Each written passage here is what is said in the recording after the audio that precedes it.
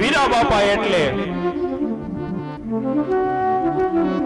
જેની અંદર સંતના તમામ લક્ષણો તમે જોઈ શકો એવા બાપા એટલે વીરા બાપા.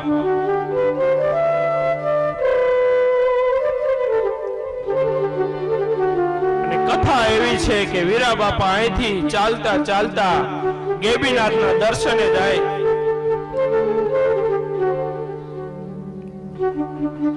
અને સાથે દૂધ લેતા જાય, પ્રભુને ધરે, પ્રભુનો પ્રસાદ રૂપે બધાને આપે.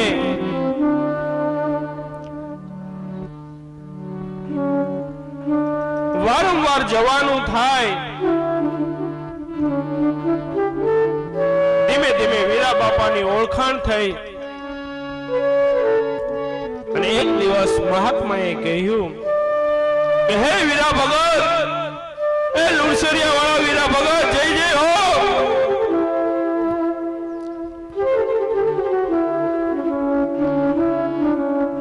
કે બાપ, આજ હું તારા ઉપર પ્રસન્ન છું, માંગ.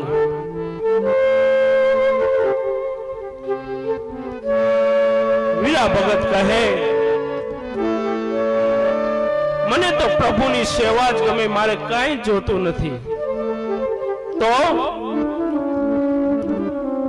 પણ મારા ભાઈ છે અને એના ઘરે સંતાન નથી. જો તમે આપવા જ ઈચ્છતા હોય તો મારા ભાઈના ઘરે સંતાન થાય.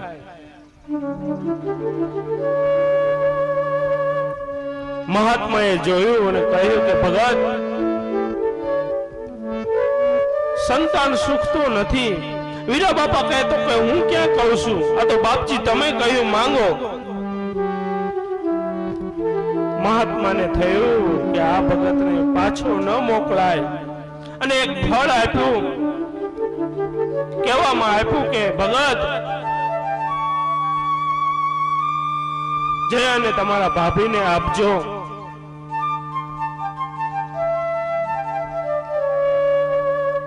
અને ફળ ખાધું. સમય જતા માં ભગવતીનો જ અવતાર,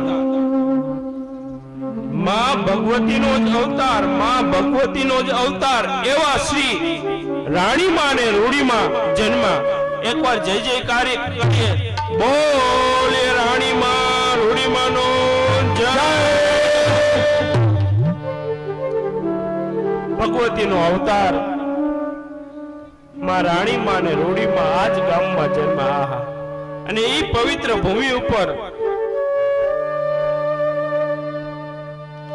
આ બાજુ હનુમાનજી બિરાજમાન, આ બાજુ વીરા બાપાના ઠાકરનું મંદિર, વીરા બાપા બિરાજમાન, અને વચ્ચે આહા આવો મોકો.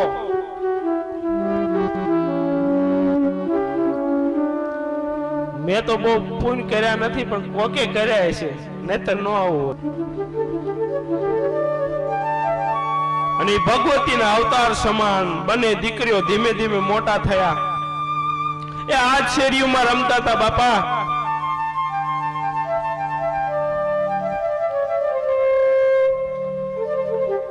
નાની નાની બેનપણીઓ બની છે. શેરીઓમાં રમે. ધીમે ધીમે થતા રાણીમાં અને રોડીમાં આ નદીમાં રમવા જવા લાગ્યા છે.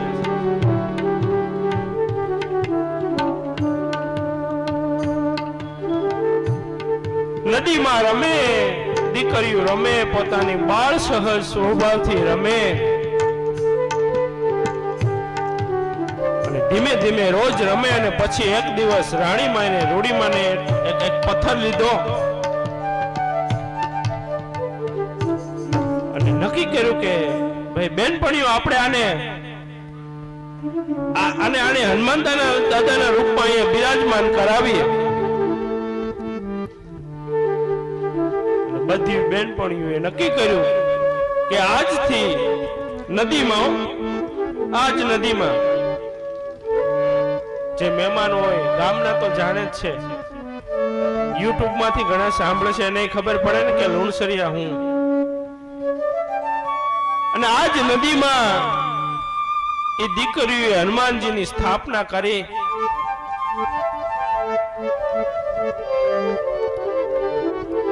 રોજે રોજ સમય મળે અને બેનપણીઓ જાય સાથે રાણીમાં હોય રૂડીમાં હોય જયની હનુમાનજીની પૂજા કરે. આહા શું ભાવ હશે. અને મેં તો ત્યાં સુધી સાંભળ્યું છે અને સત્ય જ છે કે ઈ દીકરીઓ નદીમાંથી પાચિકા વીણે અને એની પ્રસાદી કરે. પાચિકાની પથ્થરની પ્રસાદી કરે અને પછી એકબીજી બેનપણીઓ એકબીજાને આપે કે લ્યો હનુમાનજીની પ્રસાદી, લ્યો હનુમાનજીની પ્રસાદી. અને એ દીકરી જ્યારે એ ખાય ત્યારે એમાંથી સાકર બનતી.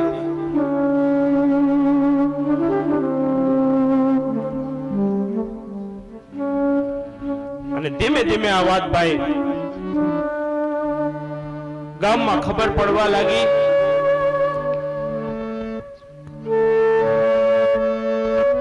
ભરોસો તો કોક પામેલા જ કરી શકે ને.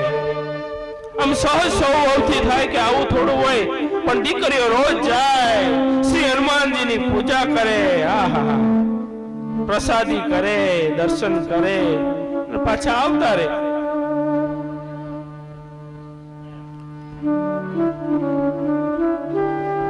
સમય જાય છે. એક દિવસ વર્ષા ઋતુ આવે. આકાશની અંદર ઘટાટ ટોપ વાદળો ચડ્યા છે. ભયંકર પવન ફૂંકાઈ રહ્યો છે. આમ અંધારા જેવું વાતાવરણ થઈ ગયું છે. હમણાં એમ થાય કે દાદા આવવાના છે અને ધડબડાટી વરસાદ આવ્યો. આમ આવો સામે ઉભેલાને જોઈ શકાતા નથી એવો ભયંકર વરસાદ પડી રહ્યો. એ વરસાદ જોઈ અને આ લુણસરિયાના ખેડૂતો રાજી થાય. આહા દાદાએ કૃપા કરી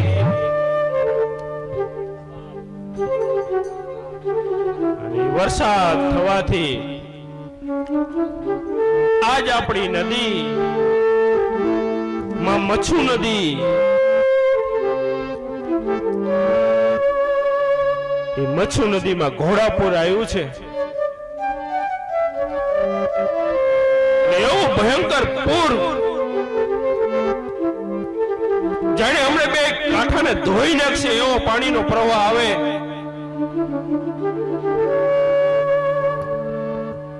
અને મારો દેશ તો કૃષિ પ્રધાન દેશ. વરસાદને આપણે દાદો કહીએ.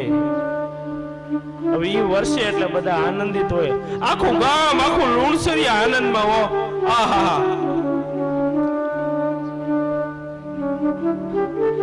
વરસાદ શાંત થયો. નદીમાં ઘોડાપુર આવ્યું. લુણસરિયા વાસીઓ આમ ધીમે ધીમે ઘરમાંથી બહાર નીકળ્યા. નાના નાના 4-4, 5-5 ના ટોળા થતા થતા નદી તરફ આવ્યા.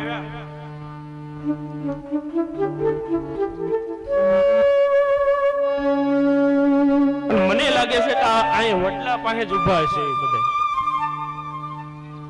હવેડો રહ્યો ને ના જ ઉભા હોવા જોઈએ. એ બધા ઉભા રહ્યા અને જોવે કે વાહ ભગવાન, વાહ ઠાકર, દયા કરી બાપ. આ વર્ષે તો બહુ સારા પાક થશે.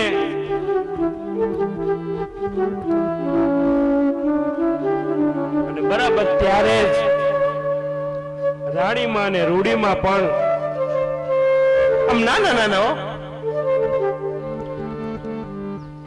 આમ જોવે છે. એમાંથી કોઈ બોલ્યું કે દીકરીઓ જોવો તો ખર્યું કેટલો પ્રવાહ જાય છે, કેટલું પાણી જાય છે.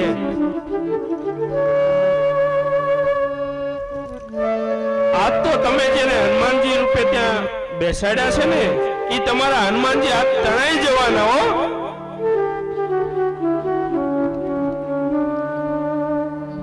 બે ભગવતીનો અવતાર રાણીમાં રૂડીમાં આમ હામું જોઈ અને બોલ્યા કે ના અમારો હનુમાન નો તણાય હો. અરે પણ કે આટલું પાણી, અરે કે ગમે એટલું પાણી હોય અમારો હનુમાન નો તણાય, હું વિશ્વાસ હશે. અને સાંભળો, જો અમે અમારા હનુમાન ને બોલાવીને તો અહીં આવતા રે, તો કે બોલાવી લો. ભગવતી માં રાણી માં રૂડી માં કહ્યું કે હે હનુમાનજી, હે બાપ, આયા પધારો. અંજની ના જાયા હનુમાન સમરૂ બજરંગી રેવાલા. અંજની ના જાયા હનુમાન સમરૂ બજરંગી રેવાલા. અંજની ના જાયા હનુમાન સમરૂ બજરંગી. અંજની ના જાયા હનુમાન સમરૂ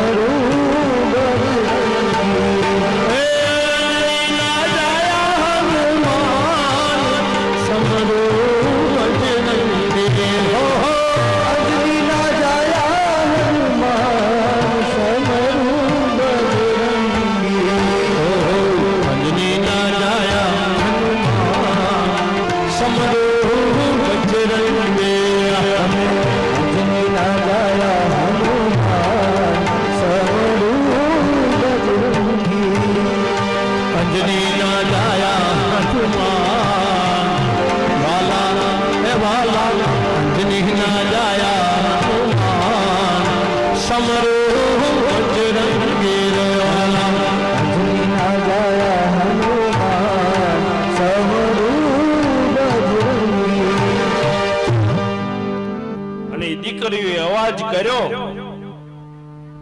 અને કથા કહે છે કે હનુમાનજી ત્યાંથી ચાલ્યા,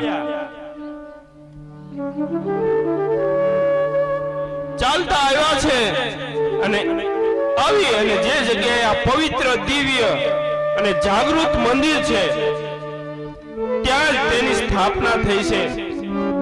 અને તે જ હનુમાનની પ્રેરણાથી આજે હું અહીંયા બિરાજમાન છું. મહેમાનોને હાથ જોડીને વિનંતી કરું કે દાદાનું દર્શન કરજો. આ ભગવતી રાણીમાં ને રૂડીમાએ અહીંયા જે બેસેલા તેજ હનુમાનજી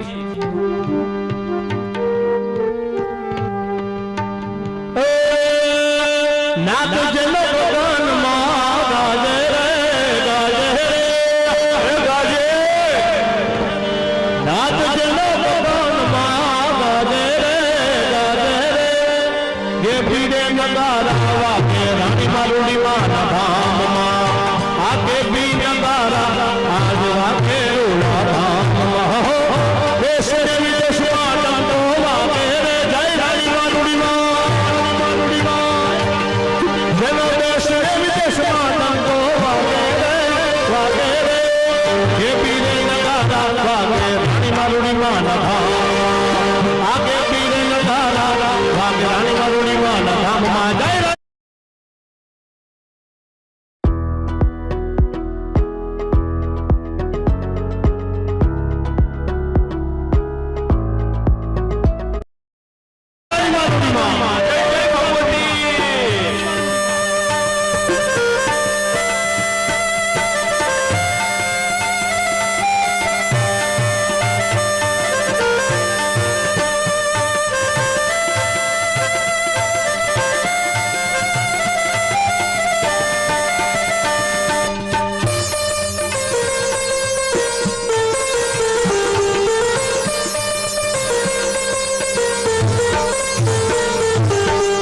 દેશ ને વિદેશથી માની માનતાયો આવે.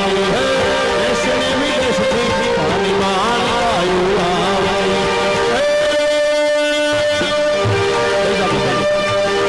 આ નમન કરે છે નર ને નારી રે નારી રે. આ ચામુંડા સાઉ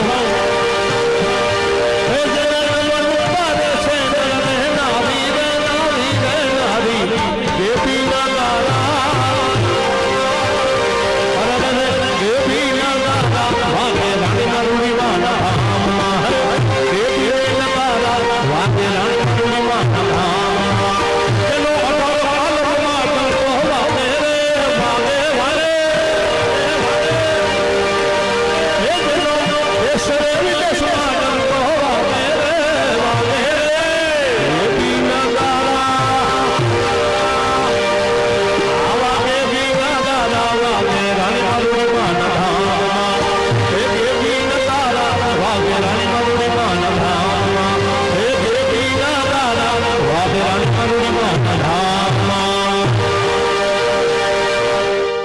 તેજ શ્રી હનુમાનજી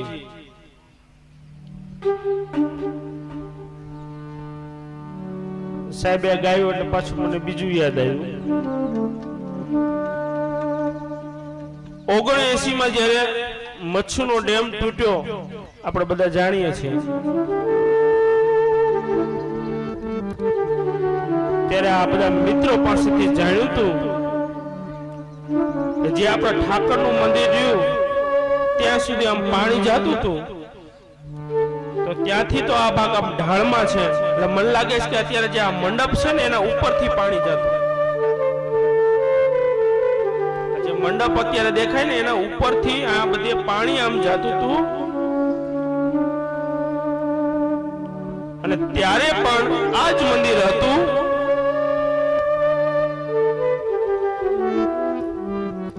ડેમ તૂટ્યો અને પછી ધીમે ધીમે પાણી ઓસર્યું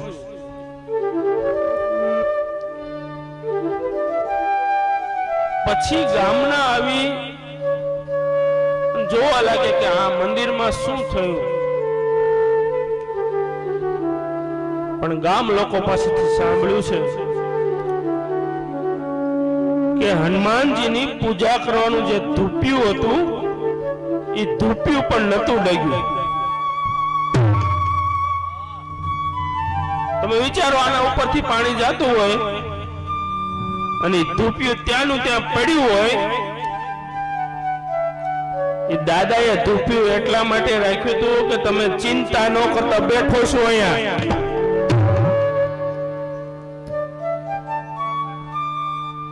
અને ત્રીજો એક પ્રસંગ મને યાદ આવે જે ભૂકંપ પછીનો છે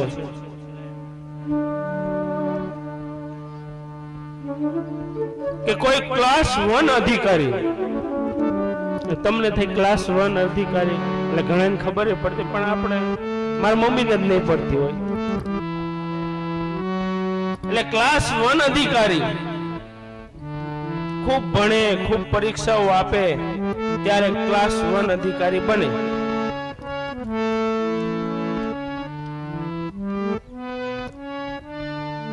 ઈ ક્લાસ 1 અધિકારીના સ્વપ્નમાં દાદા આવ્યા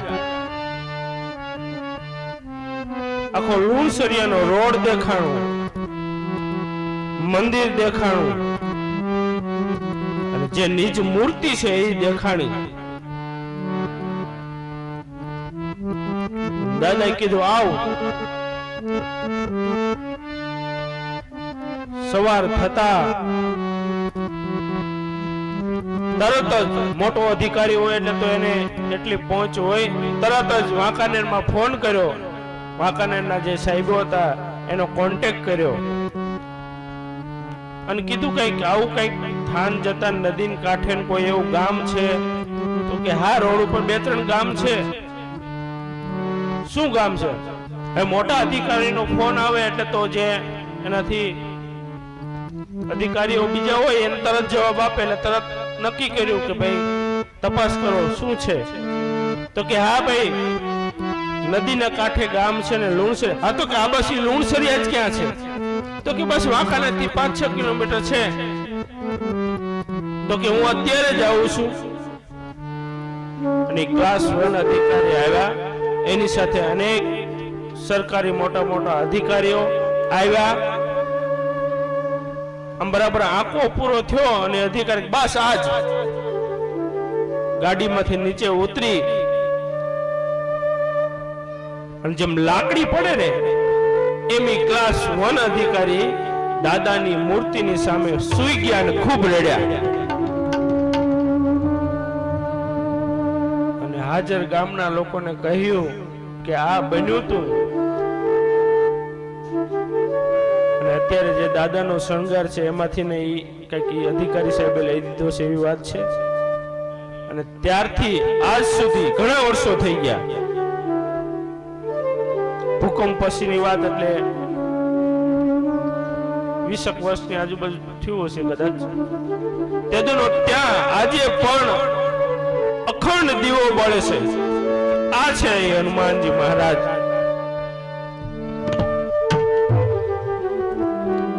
મને બધા એમ જ કે કલા તું પેલી કથા વાંચેસ અને આવું દિવ્ય આયોજન, નહીતર કથામાં 7-8 જણા માવડીઓ બેઠા હોય, આમ રાહ જોતા હોય કોક આવે તો મજા આવે, પણ આખો માંડવો સલકાઈ જાય. આટલા માણસો ભોજન કરે, જે સાંભળે એમ કે બહુ આનંદ થયો, એથી વિશેષ શું જોઈએ? આ બધાનું કારણ માત્ર અને માત્ર એ જ છે, અને એ જ છે કે હનુમાન દાદાના ખોળામાં બેઠો છું. ભોજનની વાત યાદ આવી.